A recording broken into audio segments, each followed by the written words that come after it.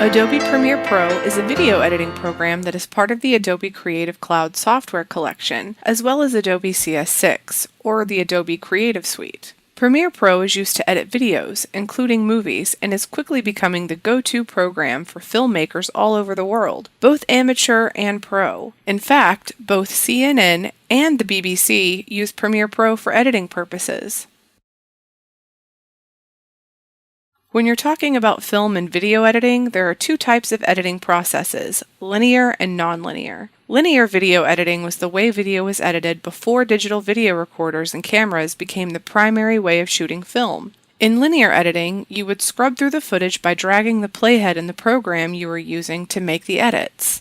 You would select, arrange, and edit images and sound in the sequence of the footage. In other words, you had to roll through the entire film to find the place where you wanted to perform edits, then make those changes. The edits that you made changed the original version. In fact, you could say the original version was destroyed. Nonlinear video editing, on the other hand, allows you to go directly to the frame where you want to perform edits. Premiere Pro is a nonlinear editor. You'll start by capturing or ingesting content, then cut that content into pieces. You'll be able to split clips, add filters and effects, and trim frames. However, Premiere Pro doesn't change the original footage, which is why we say it's non-destructive. The age of digital media, as opposed to reels of tape, helped make this kind of nonlinear editing possible. Adobe offers users two ways to purchase and use the Premiere Pro program. Users can either purchase the software for a one-time fee by downloading or ordering the program CD, or they can subscribe to Premiere Pro by agreeing to pay a monthly fee. Premiere Pro CS6 is available on CD for those who wish to pay a one-time fee to use this software. When purchased in this manner, users will be able to use Premiere Pro CS6 for as long as they wish, without having to pay any other associated fees. Since Adobe canceled its plans for releasing a CS7, CS6 will be the last version that can be bought on CD, at least for as far in the future as Adobe can see, and for a one-time fee. Premiere Pro CC, or Creative Cloud, is a subscription-based service, which means you'll pay a monthly fee to continue to use the program. You can discontinue the service at any time. There's no contracts or time commitment required. Premiere Pro CC is installed on your computer just as CS6. The main difference lies in that if you have not paid a subscription fee for the month, you'll not be able to use the program until you do. The differences between Premiere Pro CS6 and CC are found in the features. Premiere Pro CS6 was released in 2012. Even though it remains the most recent Premiere Pro Creative Suite release, it's still 2 years old. Updates to CS6 have been released, but these updates were really only to fix bugs that affected the performance. No new features have been added. Since plans for CS7 have been scrapped, there won't be an updated Creative Suite version. In the 2 years since the release of Premiere Pro CS6, Adobe has poured all of its energies and technology into Premiere Pro CC. Adobe updates all of its cloud-based programs every 3 to 6 months instead of every 12 to 18 months, as they did with the Creative Suite programs. Because of this, the cloud-based version of Premiere Pro contains more features and is more up-to-date with technology than CS6. In fact, CC already has features that CS6 doesn't. These include new code. The new code has been updated in Premiere Pro even since CS6. What this means to you is more support for more graphics cards and GPUs. You may be editing with a GPU that's not supported with CS6, but it is with CC. This means you'll see an improvement in preview and rendering performance with CC.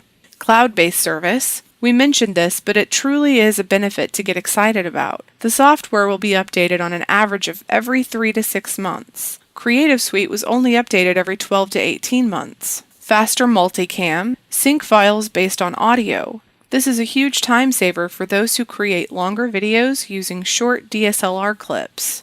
Audio, enhanced audio functionality using the updated audio clip mixer. Closed captions. Using Premiere Pro CC, you can now edit closed captions. Color correction. You can use speed grade to apply a consistent look and color correction. The project menu on the menu bar has been removed. You'll find project management tools under the file menu, and more. Again, these are all features that have been added to Premiere Pro CC, and they're features you'll not find in CS6. However, we're not trying to discourage you from using CS6 if you already are, or plan to in the future. CS6 is still a highly functional and effective program. That said, for those who like to take advantage of new features and prefer to use the latest version of software programs, Premiere Pro CC will be the best choice for you. If you're an experienced Premiere Pro Creative Suite user and have upgraded to CS6 from a previous version, such as CS5, the new features contained in CS6 will be helpful to you. Here are some of the most critical upgrades so that as you start to use Premiere Pro CS6, you'll be sure to watch for these improvements. Accelerated GPU performance with Mercury playback, expanded native tapeless workflows, convert speech dialogues into text, distribute content in any format using the Adobe Media Encoder, native support for DSLR cameras, and script-to-screen workflow with Adobe Story. Adobe is to graphics and video what Microsoft is to data. In other words, Adobe offers more than several different software programs to help you create and edit graphics and video. That said, you can use other Adobe programs in conjunction with Premiere Pro to make your job easier and achieve a better end result. For example, Photoshop files can be opened from Premiere Pro and then edited in Photoshop. You can also import Adobe After Effects files and play them in the Premiere Pro timeline. Premiere Pro projects can also be imported into After Effects. You can also edit files in Adobe Audition. Just remember that you must have purchased or subscribed to these other programs in order to use them in conjunction with Premiere Pro.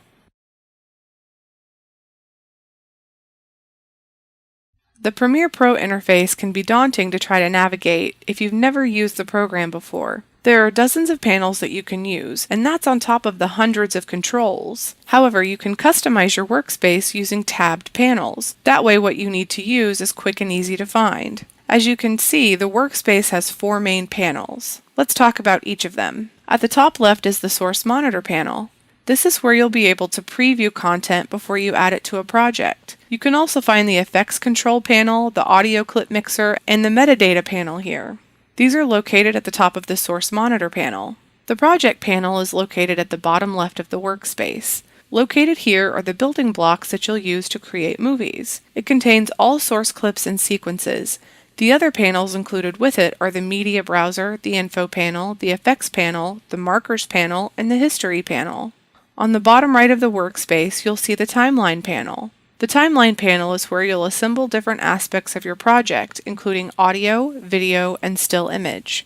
You'll see what you've produced in the timeline in the Program Monitor. This tab is located at the top right of the workspace. If you accidentally close a panel, you can go to the menu bar at the top of Premiere Pro. Click Window, then select a panel from the list. Note: the Premiere Pro CS6 interface contains the same panels as CC. The only major difference will be in the appearance. From here on out in this course, we will use Premiere Pro CC unless there are major differences between CC and CS6.